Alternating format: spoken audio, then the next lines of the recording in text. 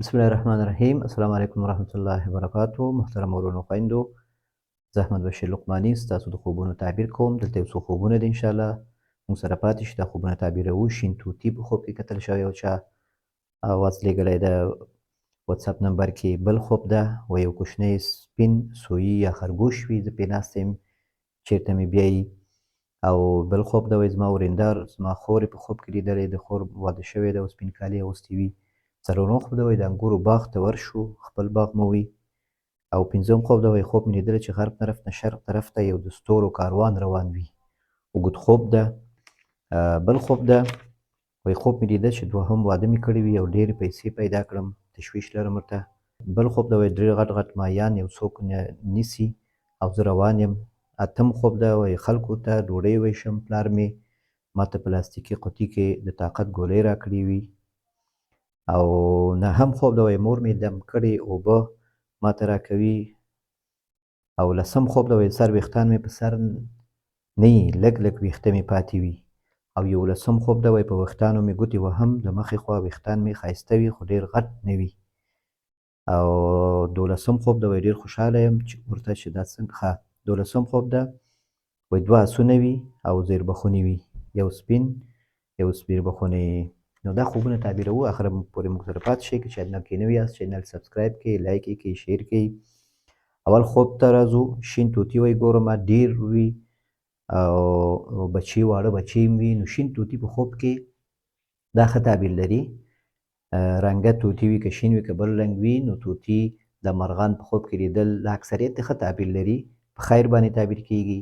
او په ارمانونو پوره کېدو باندې تعبیر کیږي، ځکه دا مرغه چې دي دا په هوا کې دي، نو زموږ لاس کې نه دي.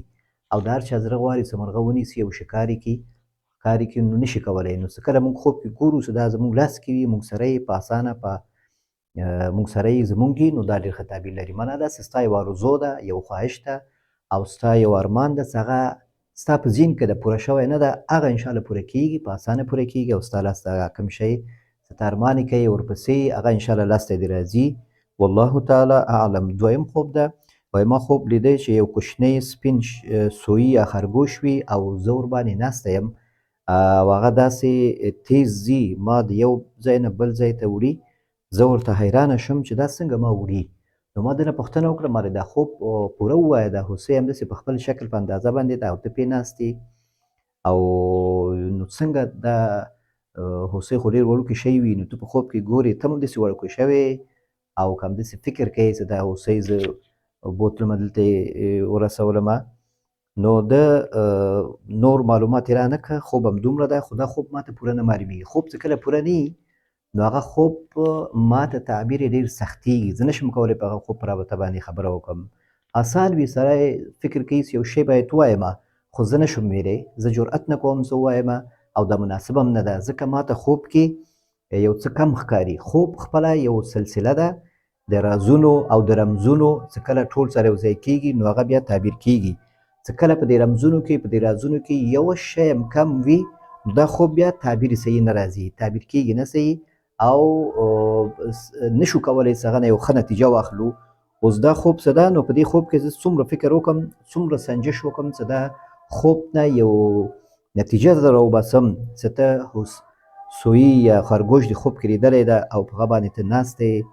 او دا تیز ځي او یو ځای نه بل ځای ته تا وړي. نو دا خوب هېڅ داسې نشم کولی چې زه دې خوب باره کې چې ووایم، ځکه ماته دا خوب کم ښکاري، پوره نه ښکاري او یا داسې خوب ده چې وخت یې صحیح نه ده. نو په دې خوب په رابطه باندې زه هېڅ هم نشم ویلی. والله تعالی اعلم. دریم خوب ده وایي زما ورېندار زما خور یې په خوب کې لیدلی چې د خور مې چې واده شوی هم دا سپین کالي اغوستي وي او د واده کمیس یې وي خو ډېر غټ وي، دا کمیس وایي په ځان ډېر غټ وي او کوټه کې د سینګار شیونه او جامې ډېرې وي. نو دا هم ښه خوب ده. کمیس په خوب کې رسول الله صلی الله علیه وسلم په دینداري باندې تعبیر کړی ده، په دینداري باندې چې کله دا کمیس اوږد وي، غټ وي، څومره غټ وي څومره اوږد وي او دا کمیس برابر وي او په ځان باندې د خپل اندازې نه زیات هم وي، نو دا ښه تعبیر لري، په دینداري باندې تعبیر کېږي. او داسې په کوټه کې ته وایې چې هلته دا نور د سینګار سامان هم ایښی ده، نو معنا دا چې دا خور دې دینداره ده، کور کې دینداره وه او مونځ و تهجد مونځ خپل هغه اسلامي څه کوم مسؤلیتونه یې هغه یې ادا کاوه، خو اوس کیدای شي د هغه په وجه باندې د کورو د ژوند او د واده په وجه باندې دې شیانو کې لږ څه شوي وي، نو معنا دا چې تا په اوس په خوب کې کتلی ده چې هغه کمیس اوږد ده، نو معنا دا چې دا انشاءالله هغه خپل دینداري، هغه خپل چې کوم مونځونه او خپل وخت باندې یا تهجد مونځ یې کوه، یو ښه نور داسې ښه عمل یې درلوده، هغه شیان انشاءالله ورته دوام ورکړي، الله تعالی ورته توفیق ورکوي. والله تعالی اعلم. څلورم خوب دا وایي د انګورو باغ ته ورشو، خپل باغ مو وي، یو اطاق کې کینو او انګور ښه پاخه وي، حتی ممیز شوي هم وي، بعضې او خواږه وي خوري، نو دا هم ډېر ښه خوب ده. خوب کې انګور کتل نو دا په هغه مال باندې هغه یو خیر باندې تعبیر کیږي چې هغه ته ته تمه لرې او هغه انشاءالله تا ته د وخت نه مخکې رسیږي. چې کله انګور په خوب کې وکتل شي نو دا په ژوند باندې هم تعبیر کیږي، په ژوند باندې، په حیات باندې او په صحت باندې هم تعبیر کیږي، د یو غم د یو مشکل نه د خلاصېدو باندې هم تعبیر کیږي او د یو خیر په رسېدو باندې هم تعبیر کیږي. والله تعالی اعلم. پنځم خوب دا وایي خوب مې لیدلی چې غرب طرف نه شرق طرف ته د یو د ستورو کاروان روان وي، دا ستوري د مثلث په شکل باندې وي او د دې مثلث شکل مخې ته یو سپوږمۍ جوړه شوې وي، هغه هم د ستورو نه جوړه شوې وي، هغه هم غرب طرف نه شرق طرف ته روان وي. وایي زه حویلي منځ کې ولاړ یم، خلک فکر کوي چې دا ستوري چې د دی دی، د لطف الله د ده نوم لطف الله ده، دی وایي چې خلک وایي چې دا زما ستوري دي. دا یو کاروان وي او ورپسې بل وایي دا هم د لطف الله دی، خلک وایي دا بل کاروان هم دا هم د لطف الله دی، نو هغه اولنی کاروان وایي بیرته خپل حد ته رسېدلی وي، بیرته راګرځي، د شرق طرف ته روان وي، خپل حد ته ورسېږي، بیرته راګرځي، اوس دې خوا نه به دا بل کاروان چې روان شي سره ټکر شي، او په دې وخت کې هغه هیبت چې وایي په ما باندې راغی چې دا دوه کاروانونه سره ټکر شول، نو په خوب ته زه ویښ شوم او د سپوږمۍ نه یو رڼاګانې راځي او په ما باندې لګېږي، نو دا هم دی وایي چې دا خوب څه ده د 12 بجو د شپې 12 بجو خوب ده. اکثر خوبونه چې هغه د شپې په سر کې کتل کېږي هغه صحیح نه وي، د خوراک د اثر وي یا د ډېر کېناستلو وجې وي، او که ته داسې دې په دې شپه باندې که ته ډېر ناست هم نه او خوراک دې ډېر نه ده کړی نو بیا خوب تعبیر کېدلی شي، خو تعبیر یې اوس تعبیر کېږي نه، لکه زر تعبیر کېږي نه، څومره چې د سهار نه اخواته خوب وي، د شپې په نیمایي کې وي، د شپې نه نیمایي نه هم اخواته وي ماخوستن طرف ته، نو هغه خوبونه اکثر صحیح نه وي، او که صحیح هم شي نو بیا هغه خوبونه ډېر وروسته تعبیر کېږي، کلونه وروسته، په لسهاوو کلونه وروسته تعبیر کېږي، نو دا خوب که تعبیر هم شي نو هماغه حالت باندې د مسلمانانو باندې تعبیر کېږي. حدیث شریف کې راځي چې آخره زمانه کې تاسو مسلمانان چې دي د مسلمانانو لښکر د مسلمانانو د پاچا او مشر دا د عیسویانو سره یو اتحاد کوي او جنګ کوي، د نورو په مقابل کې مشرکینو مقابل کې جنګ کوي، نو په دې کې بیا جنګ کوي او هغوی ته شکست ورکوي خپل مخالفینو ته، عیسویان او مسلمانان یو ځای کېږي او مخالفینو ته خپل مخالفینو ته شکست ورکوي، او بیا په آخر کې د دوی په منځ کې هم یو اختلاف راځي او هغه اختلاف په وجه باندې بیا مسلمانان دوی په منځ کې هم جنګ راځي، نو په دغه باندې کېدای شي تعبیر شي، نو که دغه حالات یعنې د دنیا حالات هم همداسې ده څه همداسې د آخر الزمان څه کوم علامات دي هماغه طرف ته روان دي، نو که دا خوب دې تعبیر کېږي، اول خو تعبیر نه لري، که تعبیر کېږي هماغه طرف ته تعبیر کېږي، هماغه باندې تعبیر کېږي چې آخر زمانه به دغسې حالت راځي، نو کېدای شي تا تعالی په دې وخت کې عمر درکړی وي او ته هلته دا حالات وګورې، یا دا حالات دی یا به داسې وي چې دا کوم درس کې یا کوم بیان کې تا دا حدیث اورېدلی ده، دا واقعیت اورېدلی ده، په همدې باندې تعبیر کېږي. والله تعالی اعلم. شپږم خوب دا وایي خوب مې لیده چې دوهم واده مې کړی وي او ډېرې پیسې پیدا کړمه، دې دویمه واده څه ده وایي دا په خوب کې وایي ده دویمه واده مې کړې، خو زه ورته خفه یم، خوشحاله نه یم ورته، او یعنې په ویښه کې اوس زه خفه یم چې ولې دا کار شوی ده، او دا په دې معنا نه وي زما د اولنی واده وفات کېږي، نه داسې نه ده، خوب دی ښه خوب ده، الله دې درته ښه کړي. دویم واده په خوب کې څه ده، دا په خیر باندې تعبیر کېږي، یو تغییر باندې تعبیر کېږي،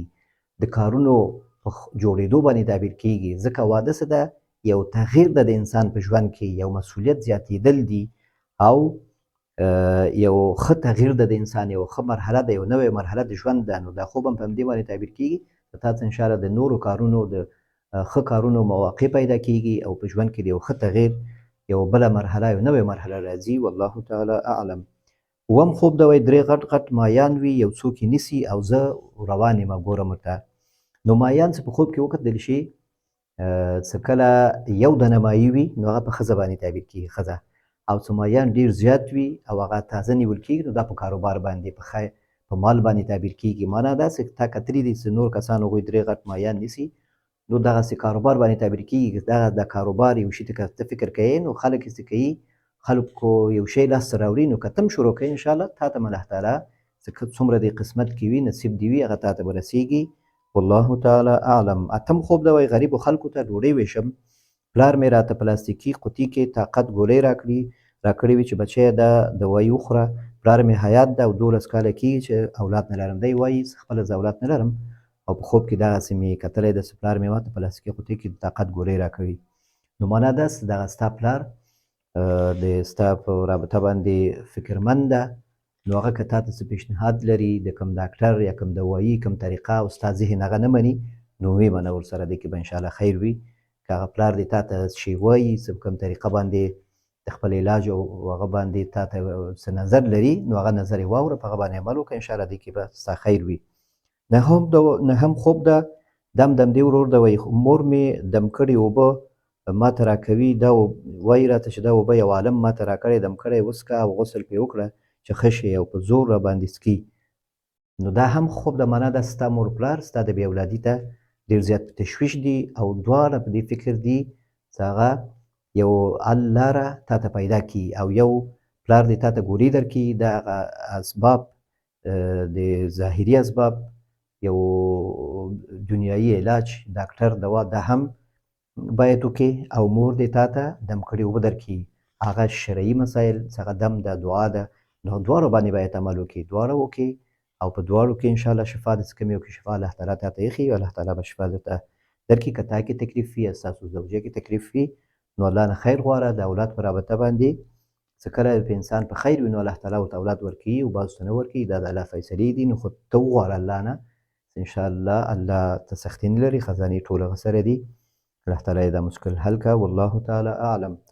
10م خوب ده وایي د سر ویښتان مې په سر نه وي، لږ لږ ویښتې مې پاتې وي، ګوتې وهم وایي لږ لږ پاتې وي خال خال او ټول توی شوي وي. نو د سر ویښتان څه کله په خوب کې کتل کېږي او ډېر توی شوي دا ښه تعبیر نه لري. په دې باندې تعبیر کېږي یو څه شیان یو څه مسؤلیتونه چې هغه ستا په اوږو ده او ستا مسؤلیت ده او ته باید په هغه باندې تصمیم ونیسې، فکر وکړې. هغه شیان ته بیخي د یاد نه وباسي، هغه شیانو نه بیخي ته تښتې او نه غواړې چې په هغه مسایلو کې که کورنۍ مسایل وي، د ماده مسایل وي، نور د اجتماعي مسایل وي، هغه شیانو کې ته د فکر نه دې وباسي، دا ښه کار نه ده. چې کله ویښته په اندازه باندې کم شوي دا ښه تعبیر لري، معنا دا چې ستا مسؤلیتونه ستا تشویشونه در رفع کېږي، ستا کارونه سرته رسېږي. او څه کله ډېر زیات وګورې چې ستا ویښته توی شوي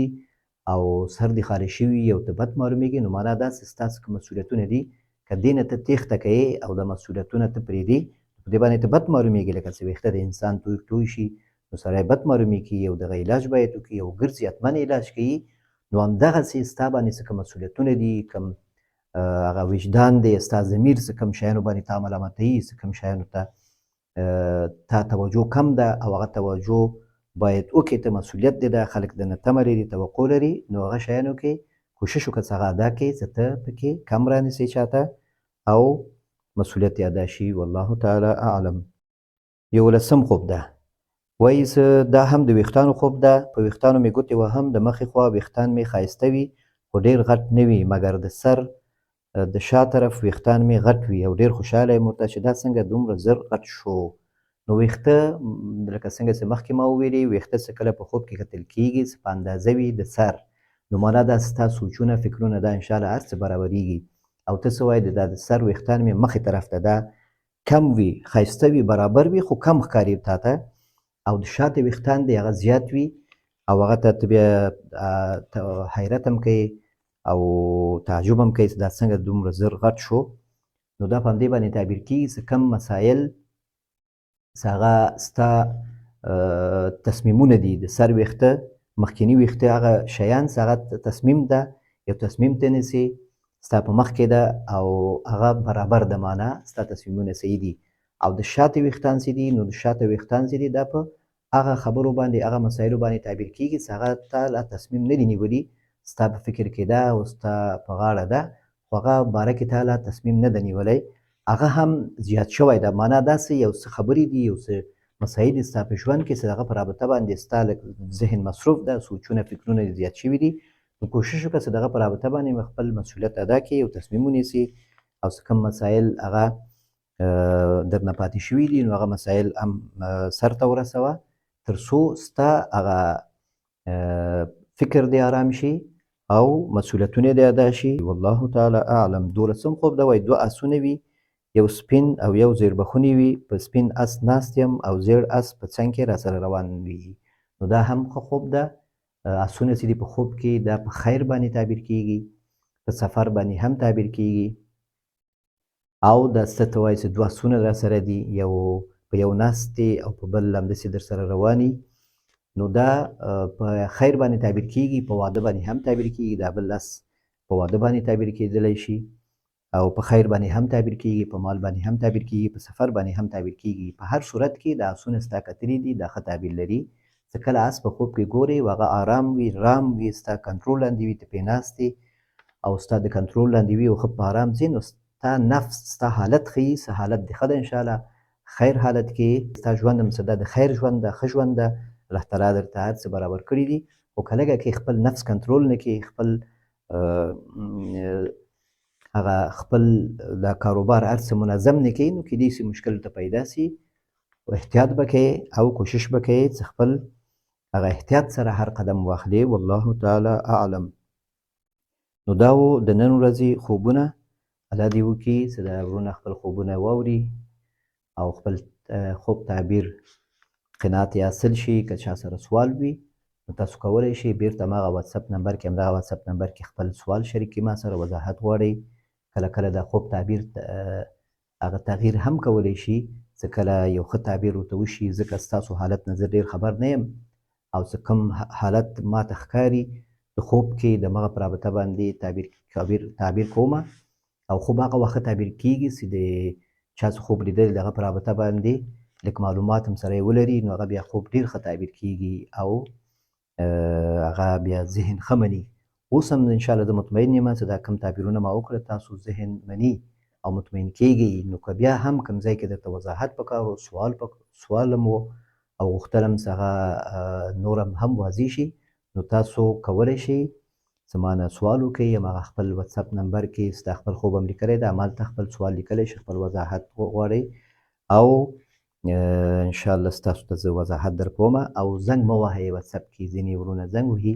نو کوشش وکړئ واتساپ نمبر کې زنګ مه وهئ که هغه بند هم وي نو خپل مسیج ولیږئ یا ولیکئ او یا هم آواز سره ولیږئ نو انشاءالله چې هغه په رابطه باندې هم تاسو ته همالته واتساپ کې جواب درکولی شم نو چینل کې اکثر کسان د ویډیوګانې ګوري کتل پکې زیات وي خو بیا لایکونه کم وي لایک څوک نه کوي دا لایک څه ده یو تایید دا یو لاس او لایک لګول یو تایید کول دا د دې فایده دا ده چې دا ویډیو نور مسلمانانو ته هم رسیږي یوټیوب کې او که یو کس دا ویډیو وګورو د یو شر نه بچ شي د یو خراب ویډیو نه بچ شي نو دې کې تاسو ته اجر ده او که یو چا سوال حل شي خوب تعبیر شي او د خپل خوب رابطه باندې هغه اطمینان حاصل کړي نو تاسو ته په هر صورت کې انشاءالله اجر ده نو کوشش وکړئ چې ویډیو لایک کړئ او دا ویډیو شیر هم کړئ خپل ملګرو سره چینل هم سبسکرایب کړئ او که خوب هم لیدلی وي نو په هماغه واتساپ نمبر کې راولېږئ السلام علیکم ورحمة الله وبرکاته